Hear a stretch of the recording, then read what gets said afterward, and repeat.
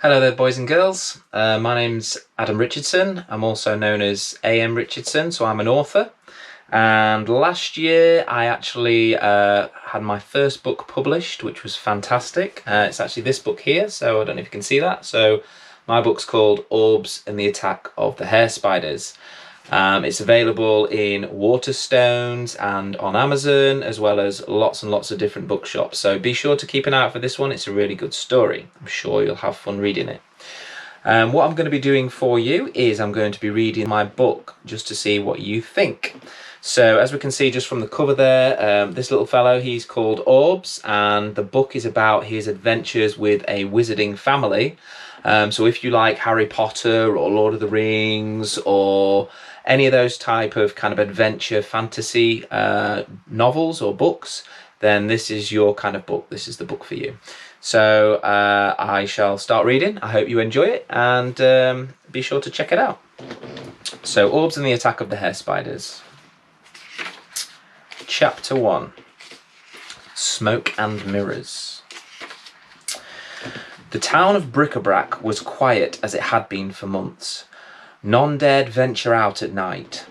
Doors were bolted tightly, and no windows were left on the latch, for something cruel visited the town after sunset, as the darkness crept in.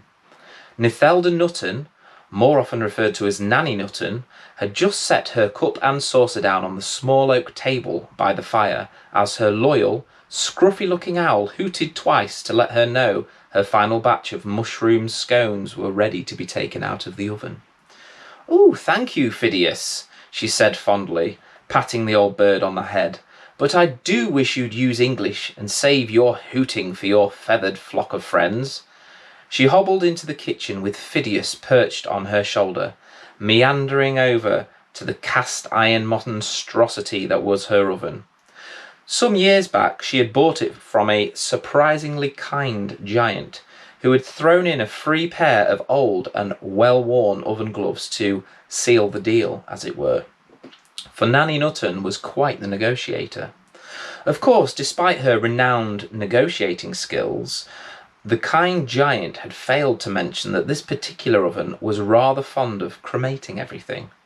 She always baked scones late into the evening, and not only was she the town's button shop owner, she was also a retired headmistress of Pendragon's School of Magic, and for her sins still offered private tuition to some of the brighter youngsters of the town.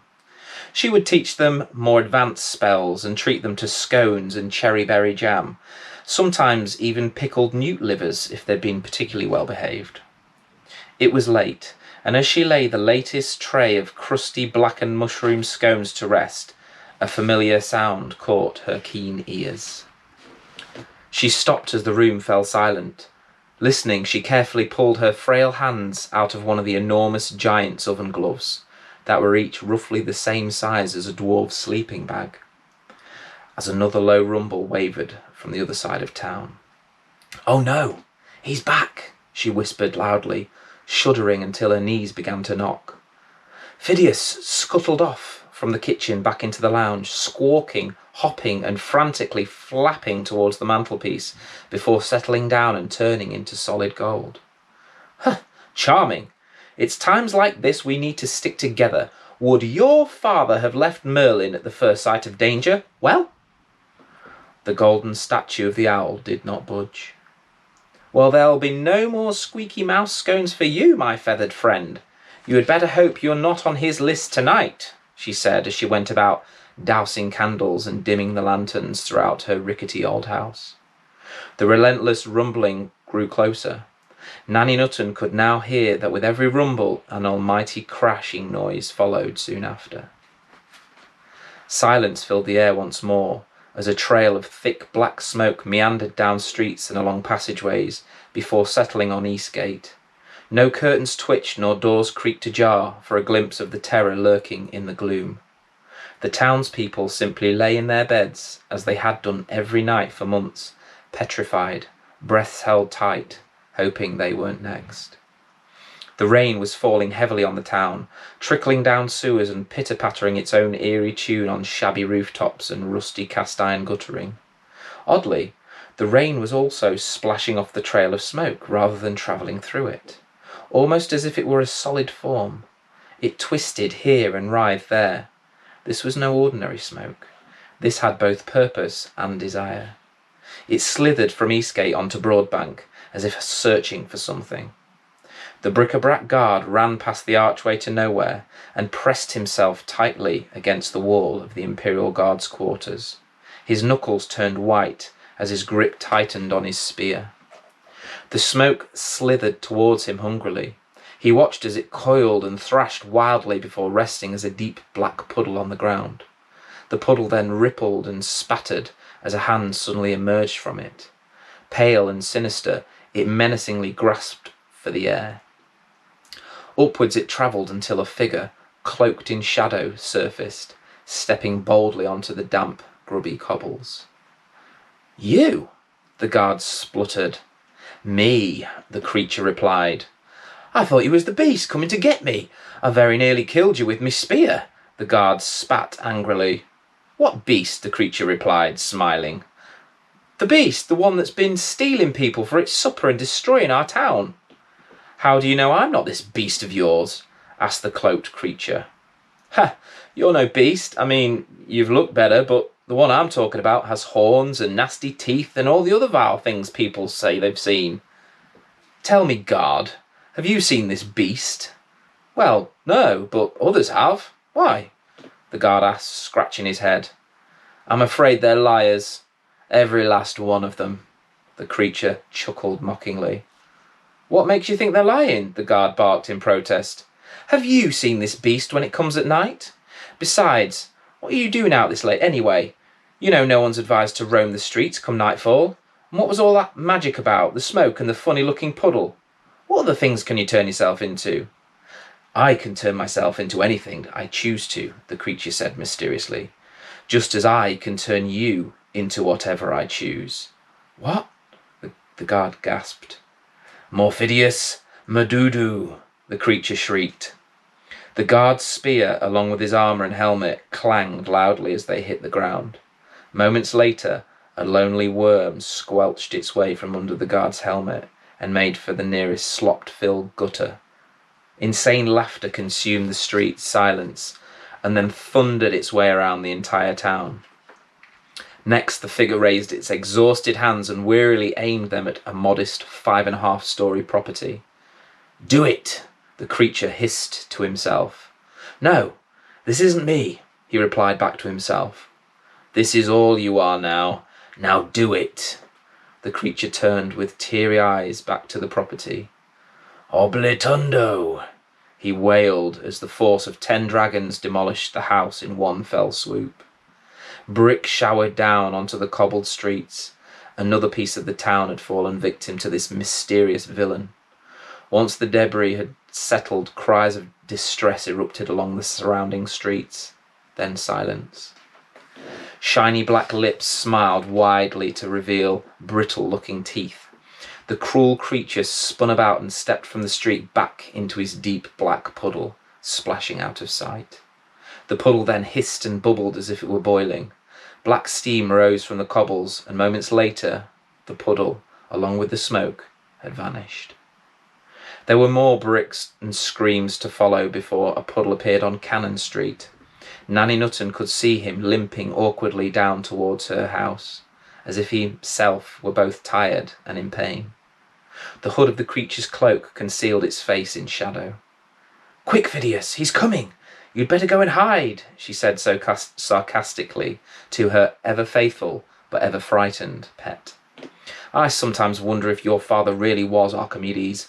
You simply are the worst protector I have ever had, and I don't like golden owl statues cluttering up my mantelpiece either, so I'm afraid you're neither use nor ornament to me. The apple has fallen well and truly far from the tree, you useless waste of plumage, and furthermore—" Nanny Nutten's rant was suddenly interrupted by a garbled collection of words from the desolate grey streets below. She paused and listened as her tightly bolted shop door downstairs swung open. The cloaked figure ambled inside to see shelves of every shape and size covering all the walls. There were shelves on shelves, and even some on the ceiling. A large oak counter and lots of odd-looking ladders with wobbly rungs occupied the remaining spaces. More impressive than this were the jars and baskets, all of them full to the brim with buttons. There were buttons that sparkled invitingly like precious gems, buttons that glowed as if made of fire. Some were like snowflakes, others were like oozy snakes that wriggled. Some smelled like wild roses, while others made pretty melodies. They were all mesmerizing and highly desirable to the vile intruder. "So many beautiful buttons," the figure said loudly with a sinister chuckle. "But where to begin?" He grabbed fistful after fistful and rammed them into his large pockets until he sounded like some oversized baby rattle. He jingled and jangled as he fumbled through the shop, stealing more and more buttons. "Enjoying yourself?" asked Nanny Nutten in a well-rehearsed, retired headmistress tone, her arms folded tightly. "Actually, I am," the cloaked figure replied jovially, without even turning to face her. "Amazing things, really, buttons." He paused, stuffing another fistful down his trousers. "How so?" Nanny Nutten quizzed. "Well, not only are they quite lovely on their own, but they hold things together. Help us maintain our dignity, you know, a bit like—" "Good manners," Nanny Nutten interrupted. "I was actually going to say women," the cloaked figure replied, now turning to face her. "What are you?" Nanny Nutten asked authoritatively. "And what do you want with my buttons?" "Be quiet, crone." "I am not here to listen to the nonsense of an old lady," the cloaked figure spat. "I'm tired of your words and your buttons." "Then leave. Have you not caused enough pain tonight?" Nanny Nutten said coolly. "My dear woman, the night is young. I've not even started." He snarled, his eyes wide with rage. "Why are you doing this?" He paused and blinked, as if he had just sobered from a drunken slumber. I don't know." "Then stop," the old woman said, stepping from behind the enormous counter and placing a gentle hand on his unnaturally cold forehead. He closed his eyes and let out a deep sigh. Nanny Nutten smiled as the fright she'd been hiding eased somewhat, but this wasn't to last. His body suddenly jolted. With his eyes still closed, his face began to flinch with pain. He opened his eyes, now returned to their wide, furious state. "Are you trying to trick me?" he roared at her. "No, dear," Nanny Nutten whimpered, stepping backwards.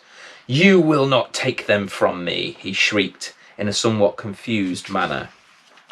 "Keep the buttons, dear," she said with a forced smile that she had hoped would conceal her fear. "They're mine, crone," he thundered. "This town is mine." "Okay, dear, there's no need to get upset," she said, trying to reason with the dark villain. Yes, you're right," he muttered under his breath. "I was right, though. Buttons are like women. You see, when a button becomes old, it has no use. No one misses old buttons. They just replace it with a shiny new one. Old buttons just disappear. So with that in mind," the cloaked figure paused and grinned wickedly. He raised his gaunt hands and aimed them directly at her. "Now!" Nanny Nutten yelped. In an instant, several jars fizzed and popped. Buttons pinged off in all directions, and all of a sudden, several people were stood in the shop. Men with long beards and peculiar hats stood alongside women dressed in glorious gowns of shimmering greens and purples. As the storm of buttons ended, the cloaked figure looked up to see numerous wands and staffs aimed at him. "Do not move," spoke a familiar voice to the creature. "Ah, Luther! How lovely to see you after so many months. Tell me, how are Lizzie and the children?" The group of witches and wizards looked baffled at each other, but none more so than Luther. "You leave them out of this," Luther thundered, wondering how the creature knew his name. "This ends tonight. You can either surrender and be offered a fair trial, or we finish you." Now that's a toughie," the cloaked figure said mockingly, while smirking under the shadow of his hood. "How about I let you all know tomorrow?" "I believe you seriously underestimate the gravity of your actions, beast. We will have no choice," Luther said gruffly. "It's just a few buttons," the cloaked figure replied, shrugging his shoulders like a scorned child. "What about the destruction of our town, the disappearances, the murders? Those will not be viewed as lightly as some ill-gotten fashion accessories. If you think I'll stop, you're dead wrong, my old friend. I will never stop, not until this town and its folk are nothing more than rubble and ash. Remove your hood so we can all see you, the old wizard said, raising his staff and pointing it directly at the creature's head. If you do not cooperate, then you leave us no choice, Luther added. He thrust his staff forwards, bellowing, "Factu!" On second thought, interrupted the cloaked figure before pausing. He slowly raised his pale hands to his face and drew back the hood of his cloak. He shuddered as the cool night air struck his puce skin, and his wide eyes began to narrow. He began panting as if he'd been holding his breath for a long time. Then he gazed up to the room full of people whose mouths were wide with disbelief. "What's going on?" he asked, with a puzzled expression smeared across his face. "Luther, what are you doing here?" "The question we need answering, my lad, is what are you doing here?" I don't know," the cloaked figure answered. "It's a trick, Luther. Finish him while we have the chance," hissed a scrawny-looking wizard with a long faded ginger beard. "Wait," the cloaked figure pleaded. I don't even know my name," he said, rubbing his face with trembling hands. "Well, my lad, your name is Griffin, and we're your friends," Luther said calmly. "Griffin?" the cloaked figure said, staring blankly back at the group. "Here, perhaps this will help," Luther said softly, offering the cloaked figure a mirror. The dark creature took the mirror and gazed deeply at its reflection. I have no memory of this face. He paused again, unable to finish his sentence. He shuffled and squirmed uneasily before fainting in a heap on the button shop floor. "I can't believe it," Nanny Nutten gasped. All this time it was Griffin." "Yes, it appears we were all wrong. He hadn't been taken like the others. He was the very evil we thought had taken him too." "What do you mean? What are you saying?" commanded the ginger wizard. "Why, isn't it obvious, Fonzo?" Luther said coldly, staring at the unconscious creature on the shop floor. "Griffin is Blackmouth." So that's the first chapters of the book. As I say, it's called Orbs and the Attack of the Hair Spiders. It's a middle grade book, so it's basically for years, like age group of 12 years plus. Yeah, available again, Waterstones and Amazon, as well as lots of other online bookshops. So check it out, and I hope you enjoyed it. Thank you very much for listening. Take care. Bye.